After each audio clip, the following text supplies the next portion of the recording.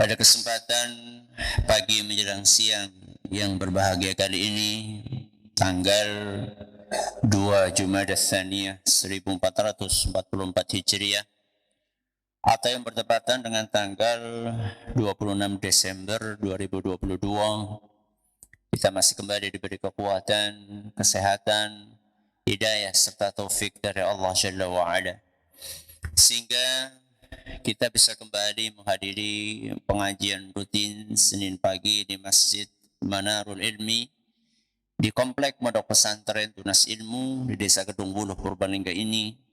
Kita berharap semoga Allah Azza wa Jalla berkenan untuk melimpahkan kepada kita semuanya ilmu yang bermanfaat, sehingga bisa kita amalkan sebagai bekal untuk menghadap kepada Allah Jalla wa Ala. Allahumma amin.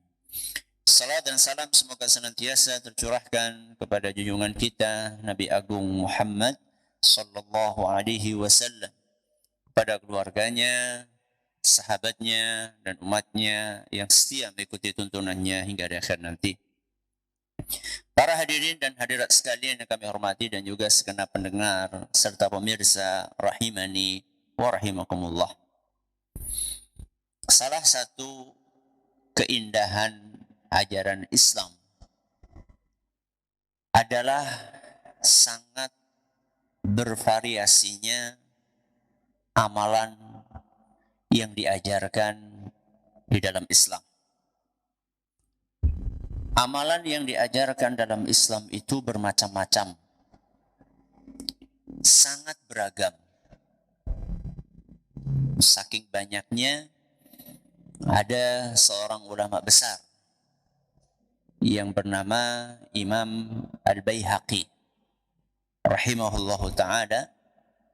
Beliau berupaya untuk mengumpulkan amalan-amalan itu dalam sebuah buku. Buku itu beliau beri judul Al-Jami' li Syu'abil Iman, himpunan cabang-cabang keimanan. Perkiraan jenengan tebalnya seberapa? Segini? Apa segini?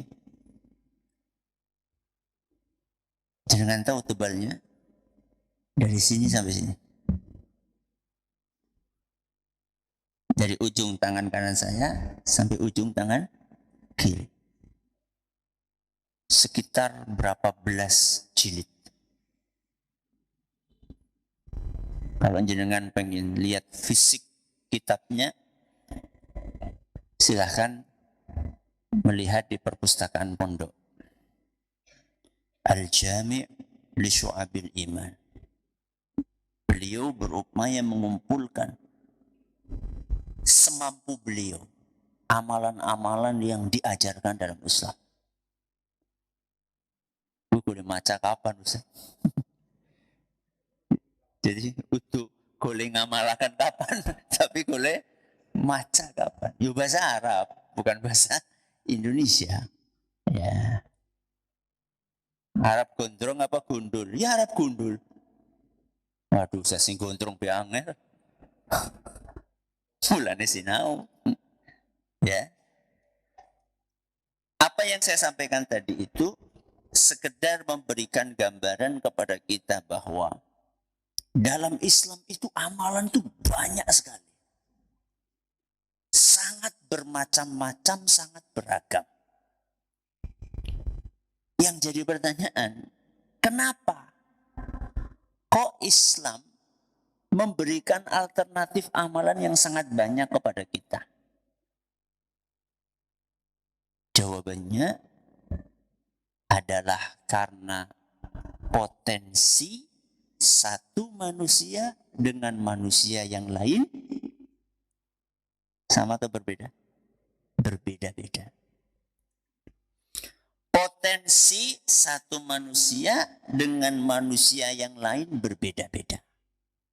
Contoh, ada yang punya potensi harta. Iki wong sugih. Berarti potensinya ada dalam nopo? harta. Ada orang potensinya tenaga. Kere tapi kuat. Miskin tapi kuat fisiknya. Berarti potensi dia nopo? Tenaga. Ada orang potensinya ilmu. Nopo? Ilmu. Duit nggak punya, tenaga juga biasa-biasa aja, tapi punya nopo? Ilmu yang banyak. Berarti potensi dia nopo? Ilmu. Ada orang potensinya adalah jabatan. Nopo? Jabatan. Tanda tangannya payu. Begitu srek, diskotik tutup. Kue tanda tangannya sinten? Pejabat. Nek tanda tangannya nyong karo jenengan ya pada baik. Nah, karena potensi satu orang dengan orang yang lainnya berbeda-beda, maka di dalam agama kita dikasih alternatif amalan yang sangat banyak. Dikasih alternatif amalan yang sangat banyak. Ya. Bagi yang hartanya melimpah, ya. Selain zakat, ya, selain apa? Zakat yang memang sifatnya wajib, dia masih bisa menggunakan hartanya untuk beramal dengan amalan-amalan yang modalnya harta. Nopo jajal selain zakat, amalan yang modalnya harta. Sedekah, nopo malih? Kurban, nopo malih? Apa? Umroh, haji. Ya. Aku wis umroh, wis haji Ustaz. Umroh sunnah, haji sunnah. Ya. Sampun Ustaz, wong tuane jenengan dihajikaken. Sampun Ustaz, mbok kayune jenengan. Sampun Ustaz, se-RT diberangkatkan apa? Haji. Itu yang potensinya apa wau? Harta. Ada orang nggak punya duit banyak tapi punya fisik yang kuat. Apa Ustaz orang yang kuat fisiknya? Puasa. Kenapa? Puasa. Dia nggak hanya sekedar bisa puasa Ramadan, tapi dia juga bisa puasa sunnah. Contohnya apa? Senin Kemis. Apa lagi? 13, 14, 15 setiap bulan. Puasa apa? Ayyamul Bid. Wah, dia masih kuat lagi. Tambahi puasa Daud. Ya, sehari puasa, sehari tidak. Fisiknya masih kuat Ustaz. Tambahi selain sholat wajib, tambahi sholat sunnah. Jadi yang namanya sholat tahajud itu nggak cuma di bulan Ramadan terawih. Di luar Ramadan pun dia bisa 11 rakaat, 13 rakaat, bahkan lebih dari itu. Karena dia punya potensi, apa mau? Tenaga fisik. Ada orang potensinya ilmu. Entah itu ilmu agama atau ilmu dunia. Ilmu agama ya mulang, ngisi pengajian, nulis buku. Yang isinya adalah ilmu agama yang disebarkan. Entah itu pakai disebarkan dalam bentuk tulisan kertas, atau disebarkan di media sosial, atau disebarkan dalam bentuk rekaman, suara maupun video, audio maupun video, itu potensi apa? Ilmu. Kalau ilmu dunia Ustaz, Ya tergantung ilmunya ilmu apa. Arsitek. Ya. Maka cara dia beramal adalah menggratiskan arsitek masjid. Ada orang pengen bangun masjid ngene. Aku bae sing gambar. Free. Ya, itu namanya beramal dengan ilmu yang dia miliki. Itu kalau ilmunya arsitektur. Usaha saya bukan arsitek, tapi dokter. Yang jenengan beramal dengan ilmu jenengan. Pasien nggak mampu, pripun? Gratis. Ya. Pasien setengah mampu, pripun? Separuh bayarnya. Ya. Itu namanya beramal dengan ilmu. Jadi kenapa Islam itu memberikan alternatif amalan yang sangat banyak? Karena potensi satu orang dengan orang yang lain itu berbeda-beda. Semuanya bisa masuk surga. Menggunakan potensi yang dimilikinya masing-masing. Tapi, tapi nih, amalan-amalan yang sebanyak tadi itu tidak satu level, tidak satu tingkat. Saya kasih contoh. Sholat duhur kali sholat duha. Kenapa? Sholat duhur dengan sholat duha. Levelnya sama atau beda? Beda. Lebih tinggi mana? Zuhur. Oke, sampun. Sholat subuh kali sholat terawih. Sama atau beda? Beda. Lebih tinggi mana? Subuh. Bulannya pas Ramadan, ramainya kapan? Subuh. Apa terawih? Baik kan? Ya. Levelnya tidak sama. Ya.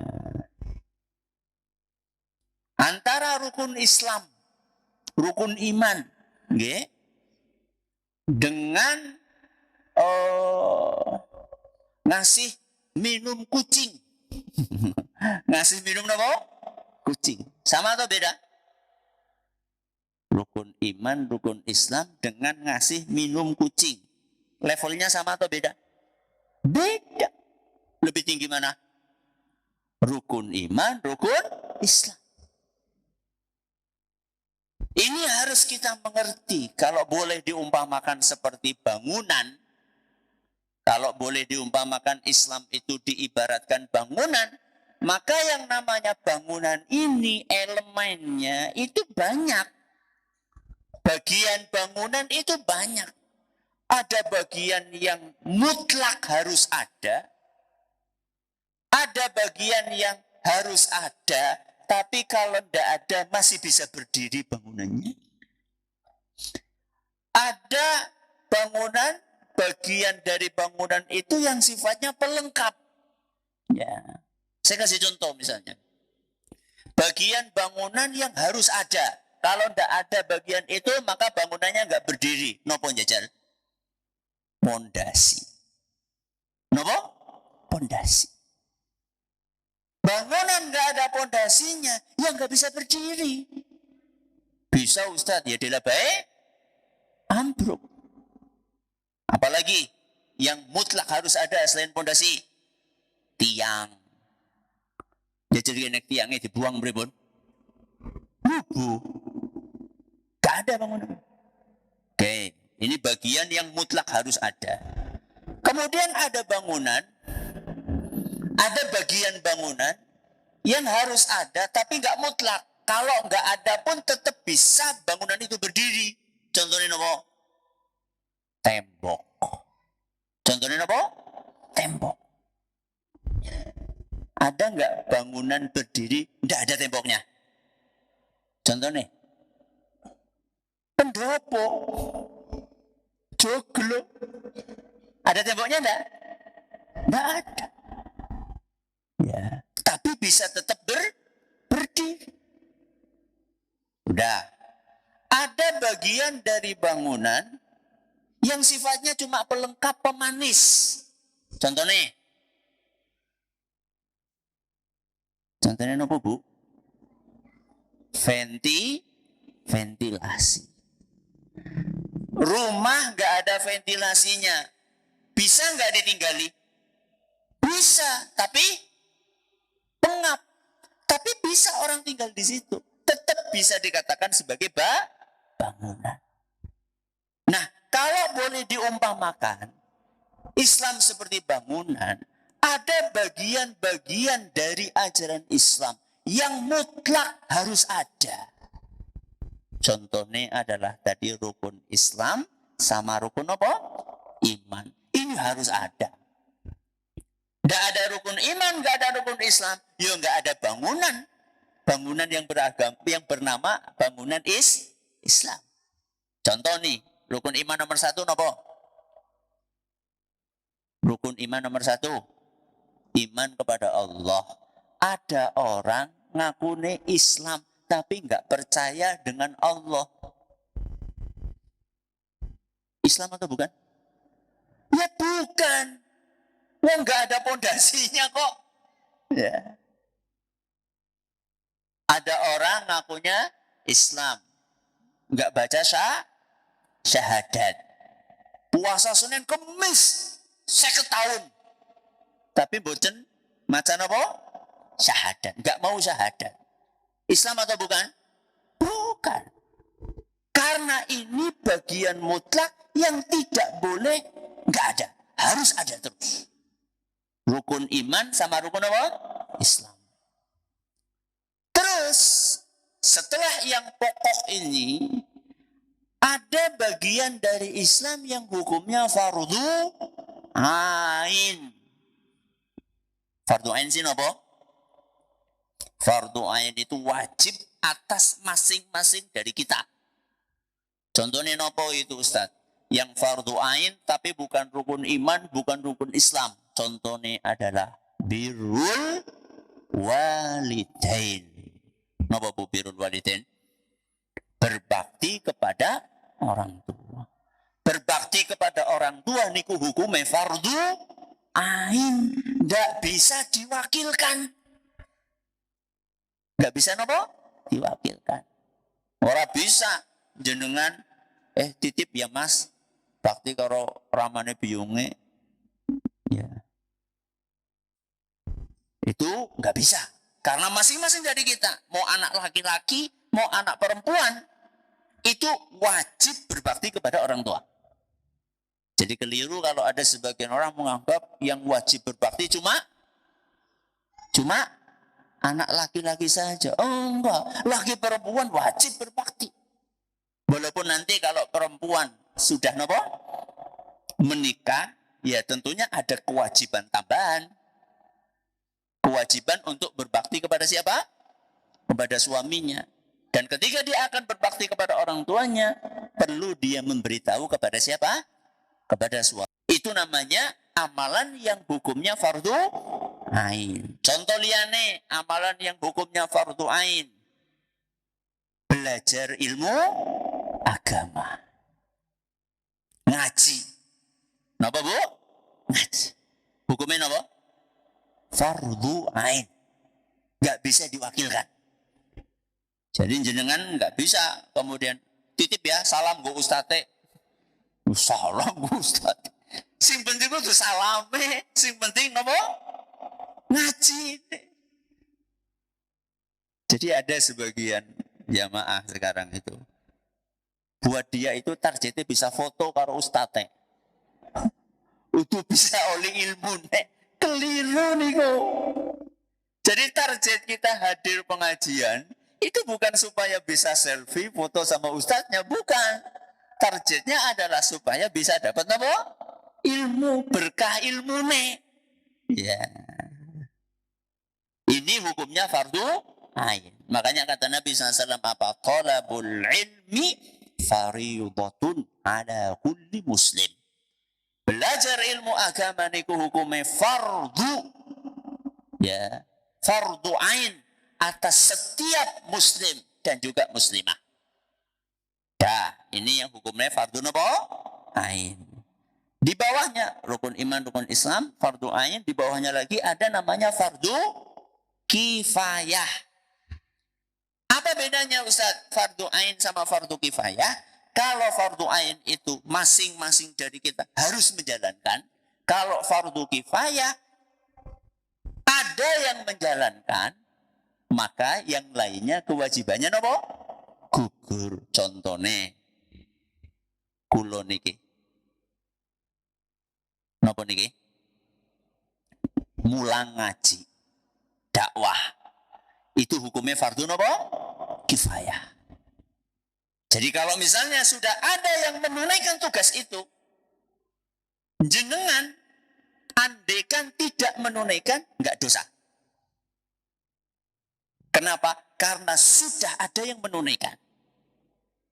Ini yang namanya fardu napa? Kifayah. Contoh yang lain, ngerumat jenazah. Napa? Ngerumat jenazah, merawat jenazah. Mulai dari apa? Memandikan, terus mengkafani, terus nyolati, terus menguburkan. Niku hukumnya fardu kifayah. Seandainya sudah ada sebagian yang menjalankan, maka yang lainnya nggak wajib. Tapi kalau nggak ada yang melakukan, maka semuanya dosa. Berarti nek buatan-buatan sing ngisi pengajian, sing kena dosa siapa? Kabehan.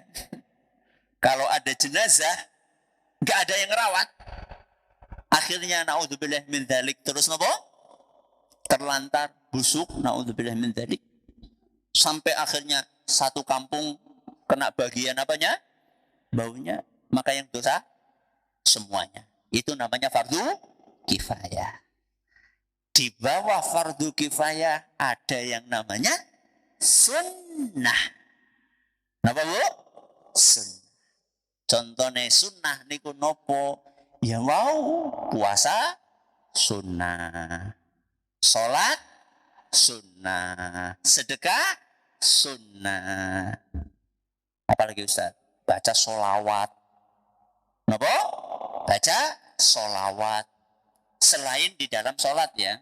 Selain yang ada dalam sholat. Yang ada dalam tahiyat. Di luar sholat kita baca sholawat. Itu hukumnya sun. Nah, Islam itu agama yang teratur, agama yang rapi, agama yang tidak asal-asalan. Mengajarkan kepada kita kalau mau beramal itu yang diprioritaskan, yang paling dipentingkan itu adalah yang mutlak harus diwujudkan, yaitu nomor 1 rukun iman, rukun Islam. Ibarat kita bikin bangunan, yang pertama kali kita bangun apanya dulu? Pondasi. Ana wong bangun bangunan pertama kali masang luster. Mau dipasang di mana? Wong nggak ada pondasinya. Mau dipasang di mana? Jadi kalau kita mau beramal, itu bukan milih sing sunnah dhisik. Tapi amalkan yang rukun iman, rukun Islam dulu. Saya tanya sama jenengan, lebih baik mana? Lebih baik mana? Orang rajin sholat 5 waktu. Orang rajin sholat 5 waktu. Si A, ben gampang. Sinten? Si A. Rajin sholat 5 waktu, Masya Allah. Tapi tidak pernah puasa Senin Kemis. Nggak pernah nopo? Puasa Senin Kemis. Sama si B, rajin puasa Senin Kemis, tapi rata tahu sholat. Saya tanya, bagus mana? A apa B?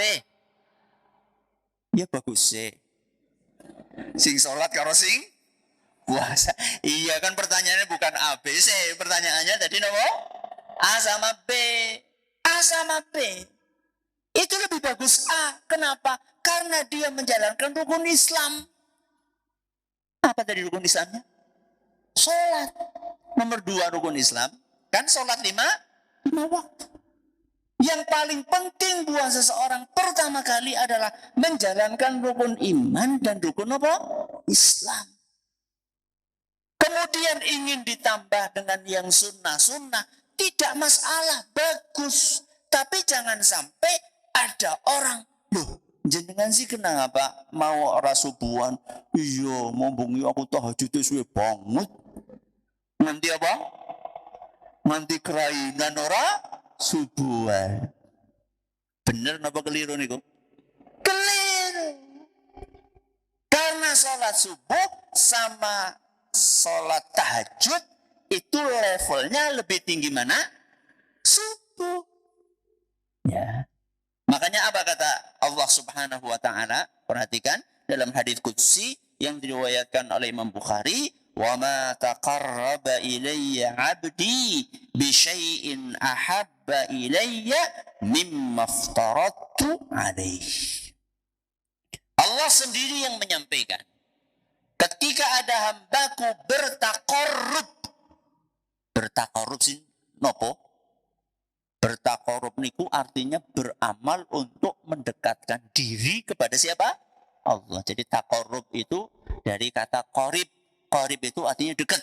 Berarti takorup itu melakukan amalan untuk mendekatkan diri kepada siapa? Allah. Apa kata Allah?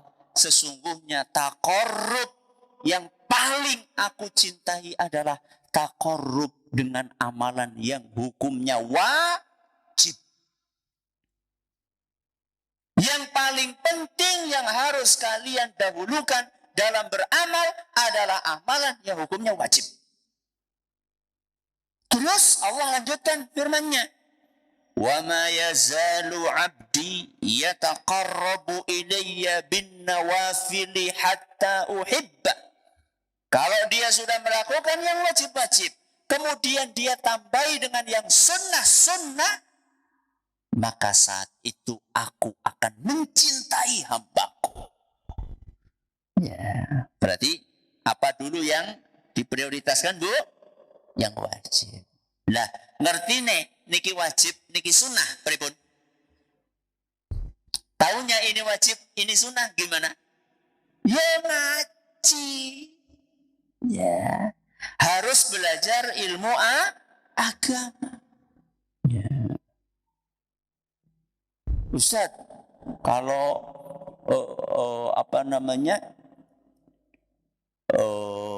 belajar ilmu agama, apa semuanya wajib itu, Ustaz? Ya, ya belajar ilmu agama pun juga dibagi-bagi juga. Ya, ada yang fardu ain, contohnya belajar cara wudhu. Kenapa, Bu? Belajar cara wudhu itu hukumnya fardu ain. Ya. Belajar cara sholat niku hukumnya apa? Fardu ain. Ustaz, kalau belajar Al-Quran hukumnya apa? Belajar baca Al-Quran hukumnya apa? Jadi sepi. Belajar baca Al-Quran apa hukumnya?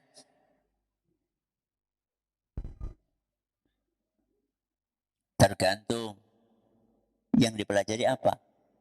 Kalau Al-Fatihah, apa? Al-Fatihah, maka hukumnya wajib. Karena itu rukun sholat. Ya. Selain Al-Fatihah, Ustaz, hukumnya apa?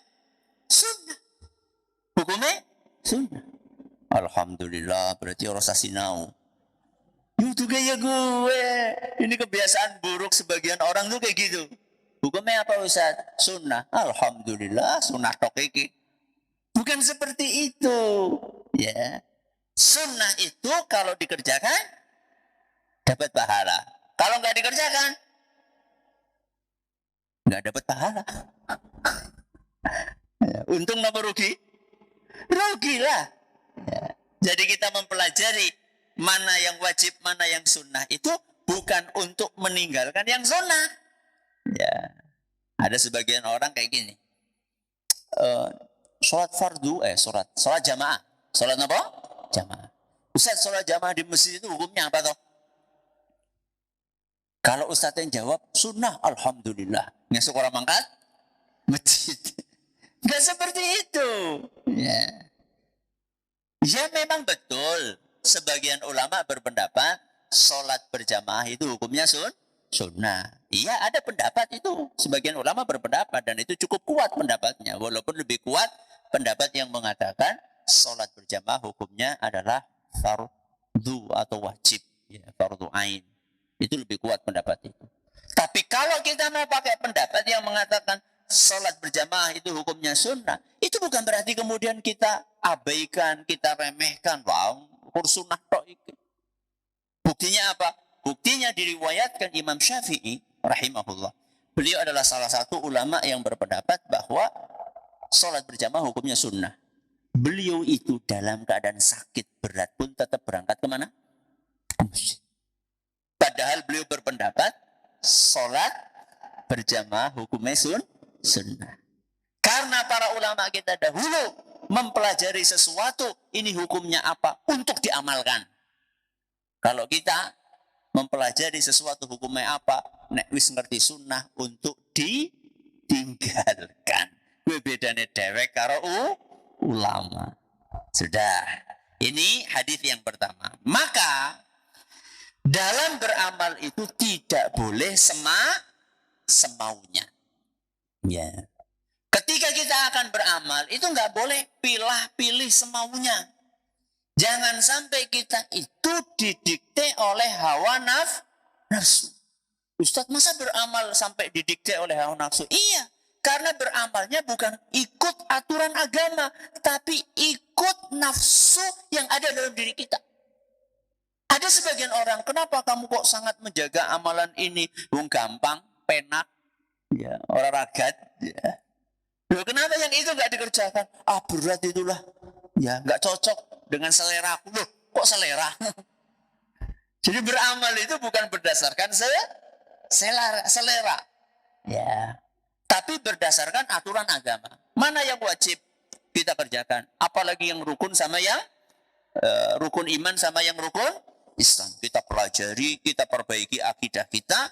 Nanti setelah itu kita tambah dengan amalan yang wajib-wajib yang lainnya. Nah, kalau memang yang wajib-wajib ini sudah kita kerjakan, kemudian kita punya potensi lebih. Ada yang potensinya ilmu, ada yang potensinya harta, ada yang potensinya apa tadi? Jabatan, ada yang potensinya tenaga. Ustadz, saya ini sudah melakukan banyak amalan tapi masih over apa jenenge? Over tenaga. Ya wis, bersih-bersih apa? Masjid. Ya. Amal soleh atau bukan? Amal soleh. Ya. Jadi jangan dipikir loh, kayak kerjaan marbot. Kita, ibu-ibu, kalau jenengan berangkat ke masjid, kemudian ngoseki kamar mandi masjid, dapat pahala atau tidak? Insya Allah dapat. Ya. Ada nggak kloset kamar mandi yang perlu dikoseki? Hah? Banyak. Ya. Betapa banyak masjid-masjid yang kamar mandinya nopo sangat kotor. Sampai ada seorang ustadz ya ngisi pengajian di komplek elit. Orangnya kaya-kaya di situ. Sebelum ngisi pengajian dia sempat sholat di masjid yang ada di komplek perumahan elit itu. Ternyata kondisinya mengecewakan. Kenapa mengecewakan? Beliau ini ustadznya pengen ke belakang. Untuk mencari toilet itu menggunakan indera penciuman. Bukan menggunakan indera penglihatan. Apa maksudnya? Hah? Jadi kalau nyari toilet di masjid itu nggak usah ngelihat tulisan mana toilet, tapi cukup mengandalkan indera penciuman alias di sing paling pesing gue berarti kamar mandi. Ini padahal di perumahan apa? Elit. Kepriwe. Ya. Perumahan elit nggak bisa jaga rumahnya Allah Subhanahu wa ta'ala.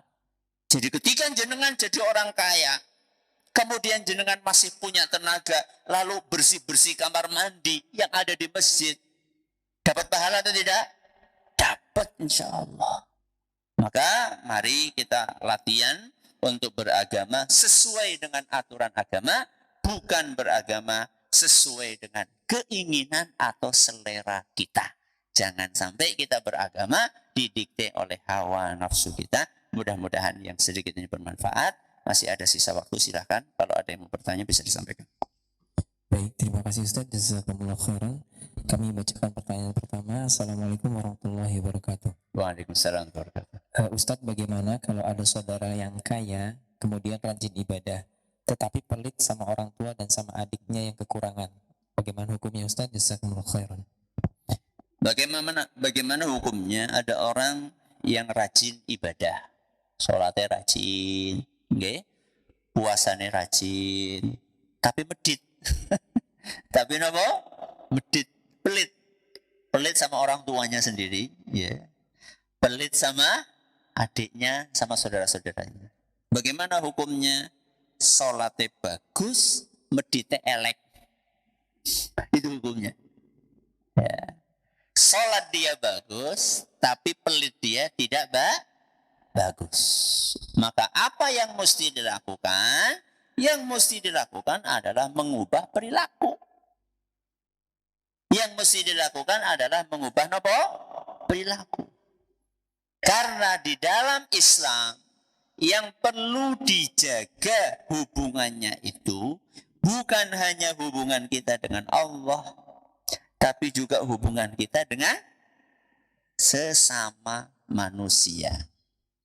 Itu yang dalam ajaran Islam itu seperti itu.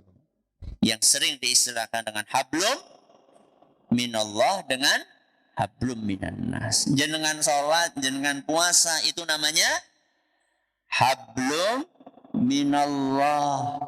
Jenengan berbuat baik kepada orang tua, kepada saudara, itu namanya hablum minannas. Dua-duanya harus dijaga. Ya, dua-duanya harus dijaga. Hablum minallahnya dijaga, hablum minannasnya dijaga. Ya. Jadi nggak boleh timpang.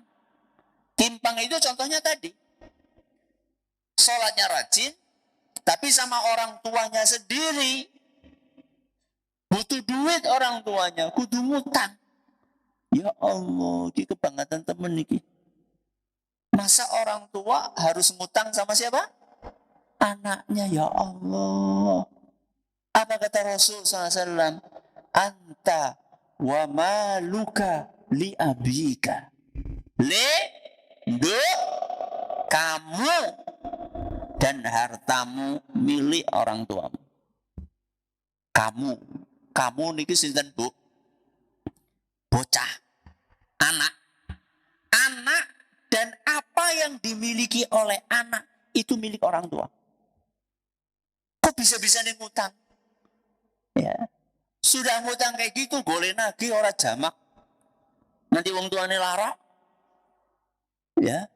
Sampai orang tuanya sakit karena bolak-balik ditagih sama siapa? Anak. Ini anak model apa? Ya. Jadi kalau bisa, apa yang bisa kita berikan kepada orang tua kita, apa yang diperlukan oleh orang tua kita, kita berikan. Minimal untuk membalas jasa siapa? Orang tua kita. Masa orang tua kita butuh susu, bayangkan. Butuh apa? Susu. Itu ya Allah belikannya.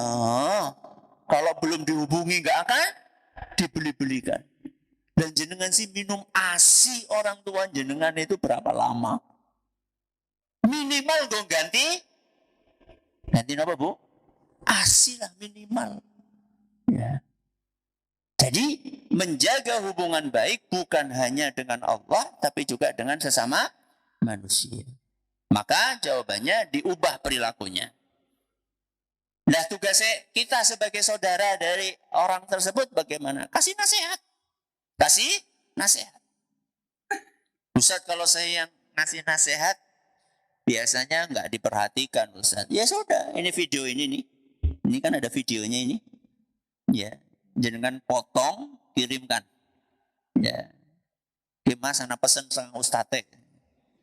Ya, Mbak ada pesan dari Ustadznya. Mudah-mudahan bermanfaat. Kirim. Ya, supaya hatinya terbuka. Sambil didoakan tentunya. Karena yang bisa membolak-balikkan hati manusia itu cuma sinten? Cuma Allah Subhanahu wa taala. Silakan. Baik, terima kasih. Jazakumullah khairan. Pertanyaan berikutnya. Assalamualaikum Ustaz. Waalaikumsalam.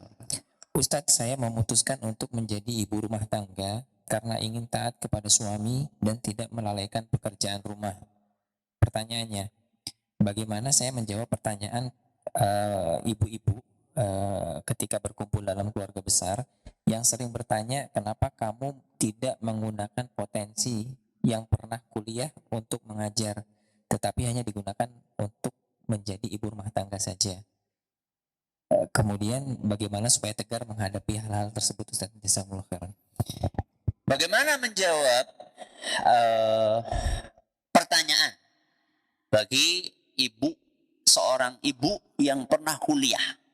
Bagi seorang ibu yang pernah kuliah, kenapa kok nggak ngajar misalnya, tapi malah jadi ibu rumah tangga? Loh, terus buat apa dulu kuliah? Jawab aja bahwa yang paling berhak untuk mendapatkan ilmu kita itu adalah darah daging kita. Siapa?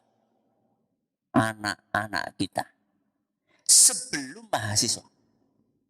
Sebelum mahasiswa. Ya. Yang paling berhak untuk menikmati ilmu kita pertama kali adalah darah daging kita sendiri. Maaf, jangan sampai ilmu kita dinikmati oleh begitu banyak manusia, tapi anak kita dirawat dan dididik oleh pembantu yang tamat SD saja tidak. Ini tragis. Jenengan kuliah S2, S3 sampai profesor. Yang menikmati ilmunya siapa? Orang lain.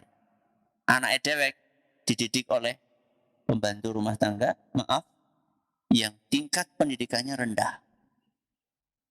Yang paling berhak untuk menikmati ilmu jenengan adalah buatin jenengan dulu.